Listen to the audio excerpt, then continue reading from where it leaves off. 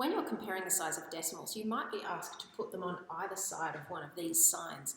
This is an inequality, and you've probably seen both of these before and tried to learn them as greater than or less than signs. The easiest way to remember them is to say that the small end of the arrow points to the small thing, and the big, wide, open end of the arrow points to the big thing. So, for example, this is a true statement. 4 is bigger than 3. Okay, but if I was going to write this same statement using this sign, I could still write it. I just need to make sure that 4 is on the big side and 3 is on the small side. So understanding those is important. You also need to know that ascending means going up and descending means going down. Easiest way to remember that, descending goes down. Now when you're comparing the size of decimals, it's really important that you take into account how many decimal places each number has. Let's think about the number 50. Now, if you're comparing that to another number that has decimal places and this one doesn't, you need to make sure you understand that 50 is 50.0. It's 50 exactly.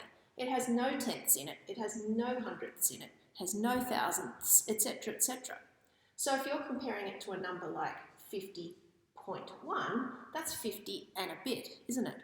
And if you were comparing that to a number like 50.09, all right, I'm wondering which of these is the biggest or the smallest so that you can put them in order. Well, you need to understand that 50.1, that's got 1/10 in it. How many hundredths does it have? Well, there's none drawn there, are there? So that means basically it's like saying 50.10, if you like. Now 50.10 looks bigger than 50.09, and it is. All right, so if you need to put those placeholder zeros in after the decimal point, you can do that without changing the size of the number. Now it's easy to see that this is 50 point nothing. This is 50 point, and it's got a 10 there, and this one's only got a 9. So this is the biggest, closely followed by this one being a little bit smaller, and this one's the smallest of the three. So if we wanted to rewrite these numbers in ascending order, that means going up, we need to start with the smallest one.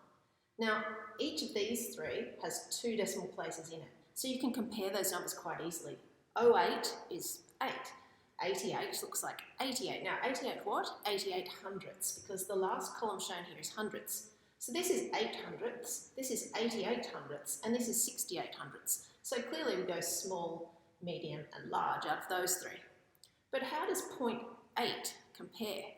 Well, you need to think, how many hundredths does it have?